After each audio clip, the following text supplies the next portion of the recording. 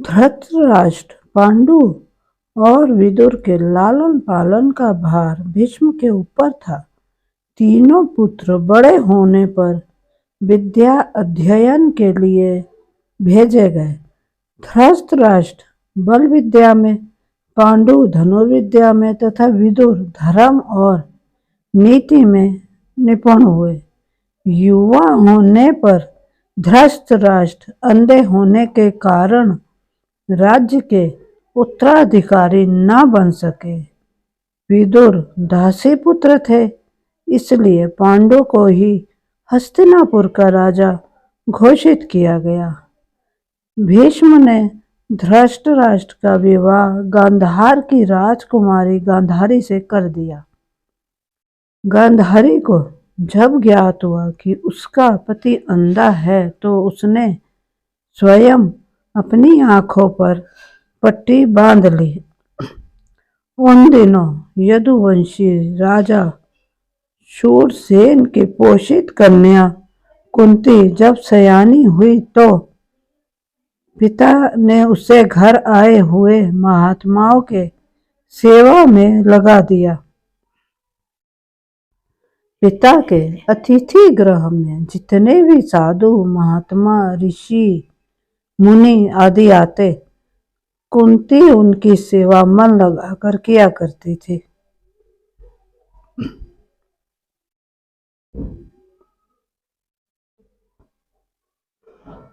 एक बार वहां दुर्वासा ऋषि आ पहुंचे। कुंती ने उनकी भी मन लगाकर सेवा की। कुंती की सेवा से प्रसन्न होकर दुर्वासा ऋषि ने कहा, पुत्री, मैं तुम्हारी सेवा से अत्यंत प्रसन्न हुआ हूँ, अतः तुझे एक ऐसा मंत्र देता हूँ जिसके प्रयोग से तू जिस देवता का स्मरण करेगी वह तत्काल तेरे समक्ष प्रकट होकर तेरी मनोकामना पूर्ण करेगा। इस प्रकार दुर्वासा ऋषि कुंती को मंत्र प्रदान करके चले गए।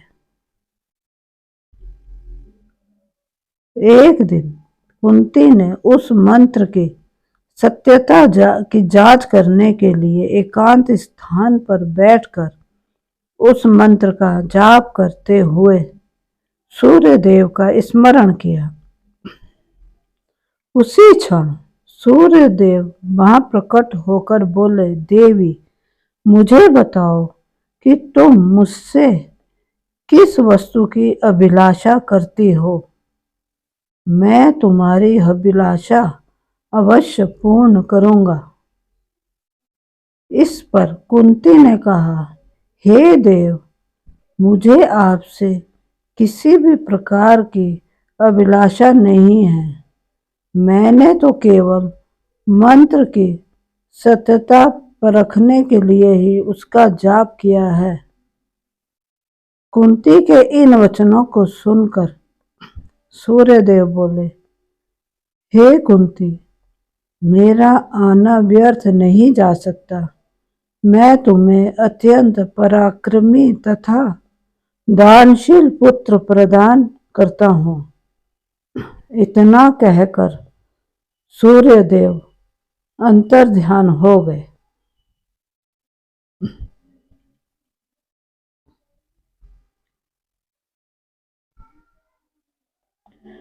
कुंती ने लज्जावश यह बात किसी से नहीं कह सकी। समय आने पर उसके गर्भ से कवच कुंडल धारण किए हुए एक पुत्र उत्पन्न हुआ। कुंती ने उसे एक मंजूषा में रखकर रात्रि बेला में गंगा में बहा दिया। वह बालक बहता हुआ उस स्थान पर पहुंचा जहां पर धृतराष्ट्र का सारथी अधिरथ अपने अश्व को गंगा नदी में जल पिला रहा था। उसकी दृष्टि कवच कुंडल धारी शिशु पर पड़ी। अधिरथ निसंतान था, इसलिए उसने बालक को अपनी छाती से लगा लिया और घर ले जाकर उसे अपने पुत्र के जैसा पालने लगा। उस बालक के कान अति सुंदर थे, इसलिए उसका नाम कर्ण रखा गया। कर्ण गंगा जी में बहता हुआ जा रहा था कि महाराज धृतराष्ट्र के सारथी अधिरथ और उनकी पत्नी राधा ने उसे देखा और उसे गोद ले लिया और उसका लालन पालन करने लगे।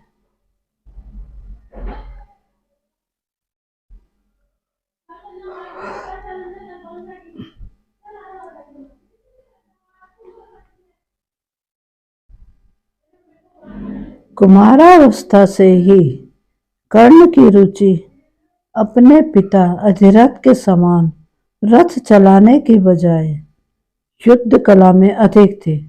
कर्ण और उसके पिता अधिरथ आचार्य द्रोण से मिले, जो कि उस समय युद्ध कला के सर्वश्रेष्ठ आचार्यों में से एक थे। द्रोणाचार्य उस समय कुरु राजकुमारों को शिक्षा दिया करते थे। उन्होंने कर्ण को शिक्षा देने से मना कर दिया, क्योंकि कर्ण एक सारथी पुत्र था और द्रोण केवल क्षत्रियों को ही शिक्षा दिया करते थे। द्रोणाचार्य की असम्मति के उपरांत कर्ण ने परशुराम से संपर्क किया, जो केवल ब्राह्मणों को ही शिक्षा दिया करते थे। कर्ण ने स्वयं को ब्राह्मण बताकर परशुराम से शिक्षा का आग्रह किया। परशुराम ने कर्ण का आग्रह स्वीकार किया और कर्ण को अपने समान ही युद्ध कला और धनुर्विद्या में निष्णात किया।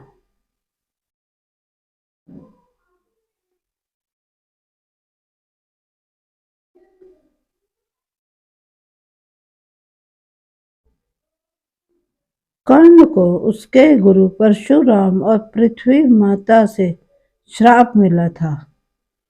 कर्ण की शिक्षा अपने अंतिम चरण पर थी। एक दोपहर की बात है। गुरु परशुराम कर्ण की जंघा पर सिर रखकर विश्राम कर रहे थे। कुछ देर बाद कहीं से एक बिच्छू आया और उसकी दूसरी जंघा पर काटकर घाव बनाने लगा।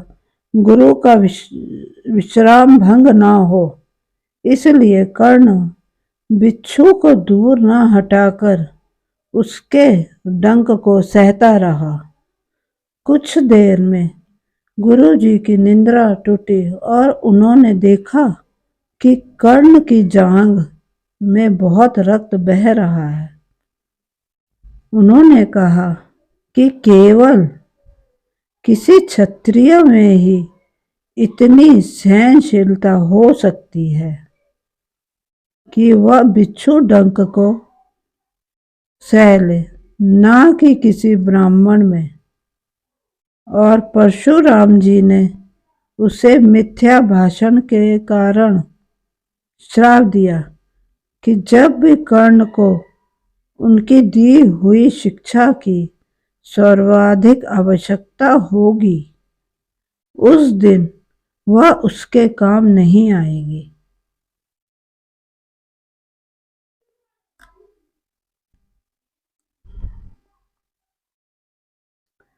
कर्ण, जो कि स्वयं ये नहीं जानता था कि वह किस वंश से है, ने अपने गुरु से क्षमा मांगी और कहा कि उसके स्थान पर यदि कोई और शिष्य भी होता तो वो भी यही करता। यद्यपि कर्ण को क्रोधवश श्राप देने पर उन्हें ग्लानि हुई, पर वे अपना श्राप वापस नहीं ले सकते थे। तब उन्होंने कर्ण को अपना विजय नामक धनुष प्रदान किया और उसे यह आशीर्वाद किया कि उसे वह वस्तु मिलेगी जिसे वह सर्वाधिक चाहता है।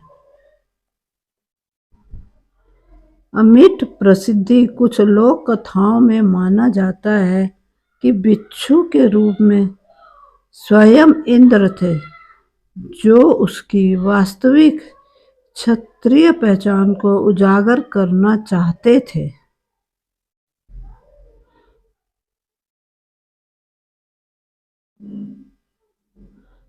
परशुराम जी के आश्रम से जाने के पश्चात कर्ण कुछ समय तक भटकता रहा। इस दौरान वह शब्द भेदी विद्या सीख रहा था।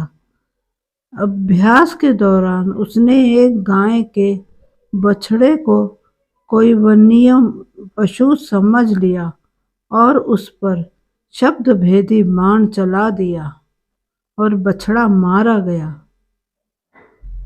तब उस गाय के स्वामी ब्राह्मण ने कर्ण को श्राप दिया कि जिस प्रकार उसने एक असहाय पशु को मारा है, वैसे ही एक दिन वह भी मारा जाएगा।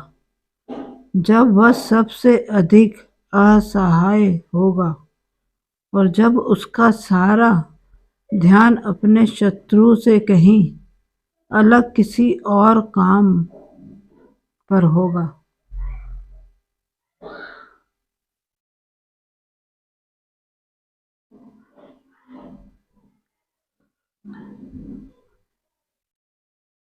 इस प्रकार कर्ण परशुराम का एक अत्यंत परिश्रमी और निपुण शिष्य बना। कर्ण दुर्योधन के आश्रय में रहता था। गुरु द्रोणाचार्य ने अपने शिष्यों की शिक्षा पूरी होने पर हस्तिनापुर में एक रंगभूमि का आयोजन करवाया। रंगभूमि में अर्जुन विशेष धनुर्विद्या युक्त शिष्य प्रमाणित हुआ। तभी कर्ण रंगभूमि में आया और अर्जुन द्वारा किए गए कर्तव्यों को पार करके उसे द्वंद्व युद्ध के लिए ललकारा।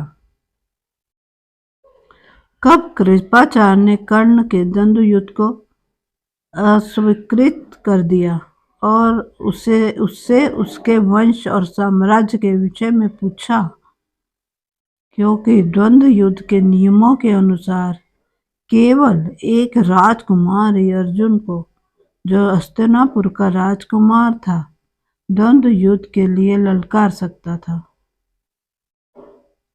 तब कौरवों में सबसे ज्येष्ठ दुर्योधन ने कर्ण को अंगराज घोषित किया, जिससे वह अर्जुन से द्वंद्व युद्ध के योग्य हो जाए। जब कर्ण ने दुर्योधन से पूछा कि वह उससे इसके बदले में क्या चाहता है, तब दुर्योधन ने कहा कि वह केवल यह चाहता है कि कर्ण उसका मित्र बन जाए। इस घटना के बाद महाभारत के कुछ मुख्य संबंध स्थापित हुए, जैसे दुर्योधन और कर्ण के बीच सुदृढ़ संबंध बने।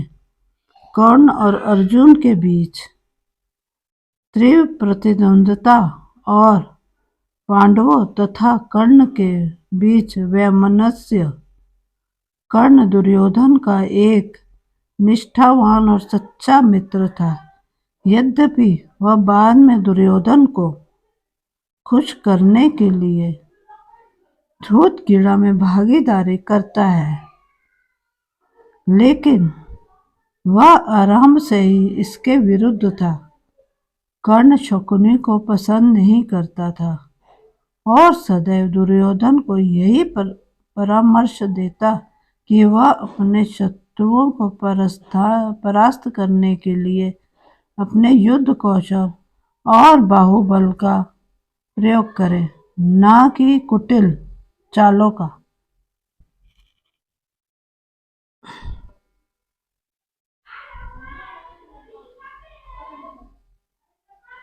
जब लाक्षागृह में पांडवों को मारने का प्रयास विफल हो जाता है, तब कर्ण दुर्योधन को उसकी कायरता के लिए डांटता है और कहता है कि कायरों की सभी चालें विफल ही होती हैं, और उसे समझाता है कि उसे एक योद्धा के समान कार्य करना चाहिए और उसे जो कुछ भी प्राप्त करना है उसे अपनी वीरता द्वारा प्राप्त करे। चित्रांगद की राजकुमारी से विवाह करने में भी कर्ण ने दुर्योधन की सहायता की थी। अपने स्वयंवर में उसने दुर्योधन को अस्वीकार कर दिया और तब दुर्योधन उसे बलपूर्वक उठाकर ले गया। तब वहां उपस्थित अन्य राजाओं ने उसका पीछा किया, लेकिन कर्ण ने अकेले ही उन सबको परास्त कर दिया।